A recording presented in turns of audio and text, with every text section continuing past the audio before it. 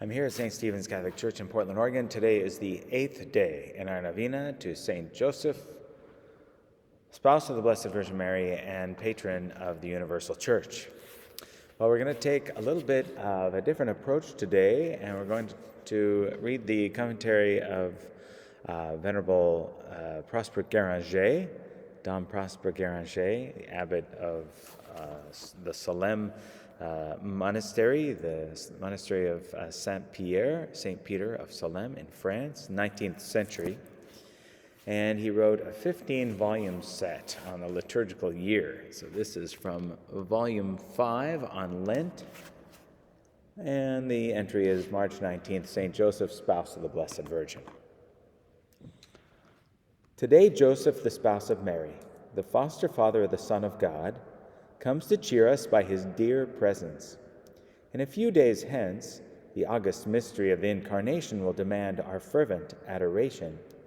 Who could better prepare us for the grand feast than he that was both the confidant and the faithful guardian of the divine secret? The Son of God, when about to descend upon this earth, to assume our human nature, would have a mother. This mother could not be other than the purest of virgins, and her divine maternity was not to impair her incomparable virginity. Until such time as the Son of Mary were recognized as the Son of God, his mother's honor had need of a protector. Some man, therefore, was to be called to the high dignity of being Mary's spouse. This privileged mortal was Joseph, the most chaste of men. Heaven designated him as being the only one worthy of such a treasure. The rod he held in his hand in the temple suddenly produced a flower, as though it were a literal fulfillment of the prophecy of Isaiah. There shall come forth a rod from the root of Jesse, and a flower shall rise up out of his root.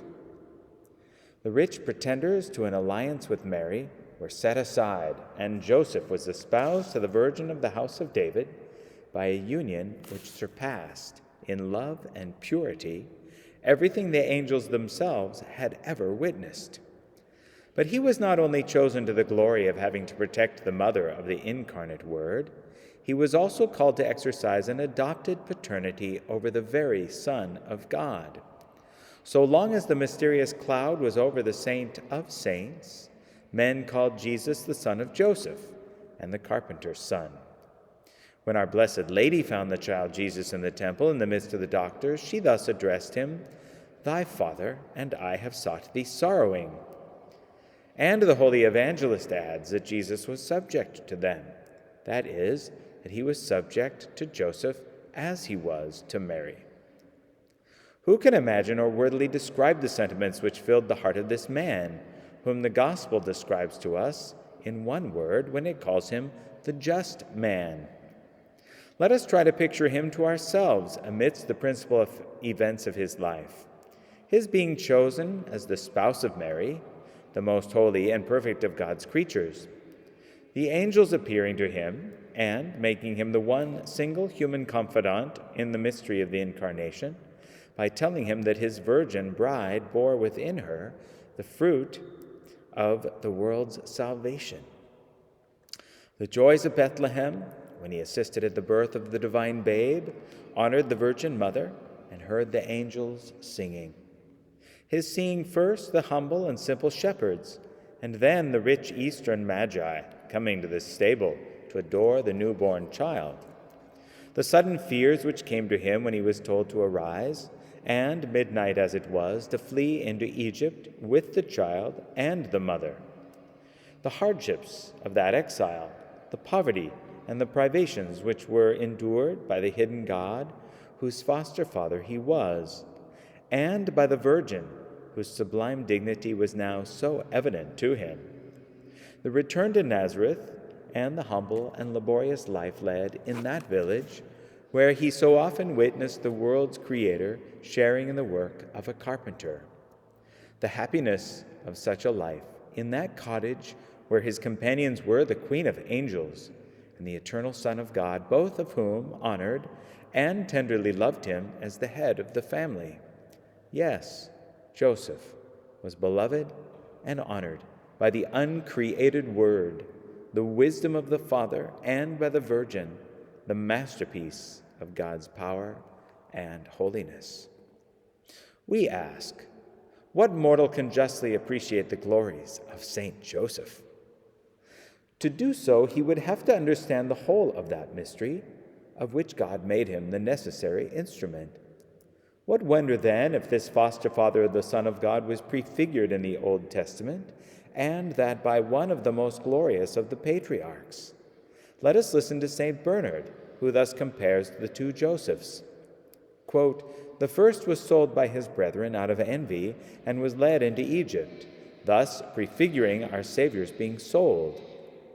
The second Joseph, that he might avoid Herod's envy, led Jesus into Egypt. The first was faithful to his master and treated his wife with honor, and the second, too, was the most chaste guardian of his bride, the Virgin Mother of his Lord. To the first was given the understanding and interpretation of dreams, and to the second, the knowledge of and participation in the heavenly mysteries. The first laid up stores of corn, not for himself, but for all the people. And the second received living bread that came down from heaven, and kept it both for himself and for the whole world." Unquote. Now, such a life could not close save by a death that was worthy of... Such a life could not close, saved by a death that was worthy of so great a saint. The time came for Jesus to quit the obscurity of Nazareth and show himself to the world. His own works were henceforth to bear testimony to his divine origin. The ministry of Joseph, therefore, was no longer needed. It was time for him to leave this world and await in Abraham's bosom the arrival of that day when heaven's gates were to be opened to the just. As Joseph lay on his bed of death, there was watching by his side he that is the master of life, and that had often called this his humble creature, Father. His last breath was received by the glorious Virgin Mother, whom he had by a just right called his bride. It was thus with Jesus and Mary by his side, caring for and caressing him, that Joseph sweetly slept in peace. The spouse of Mary, the foster father of Jesus, now reigns in heaven with a glory which, though inferior to that of Mary, is marked with certain prerogatives which no other inhabitant of heaven can give or can have. From heaven he exercises a powerful protection over those that invoke him. In a few weeks from this time, the Church will show us the whole magnificence of this protection. A solemn feast will be kept in his honor in the third week after Easter. Today, the liturgy sets before us his glories and privileges, and let us unite with the faithful throughout the world and offer to the spouse of Mary the hymns which are this day sung in his praise. And Venerable Gueranger continues with the Te Joseph Celebrant, which we sang the other day, and two other hymns written for the feast that are also sung then at Matins and Lauds. We will take a look at those another time. So there we have a little bit more about St. Joseph as we're preparing for his feast, and Venerable Prosper Gueranger gives a nice summary of his whole life and his death and his destiny. All right, well, I hope your novena is going well and that you've been able to write down your intentions on your novena card.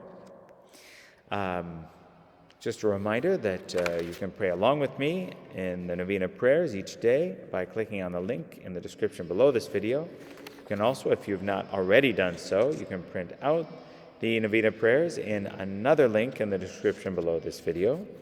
And I'll refer you over there to finish the novena prayer and invite you to join me here tomorrow for the 9th and last day of this novena here at St. Stephen's Catholic Church in Portland, Oregon. And don't miss a day of prayer with us.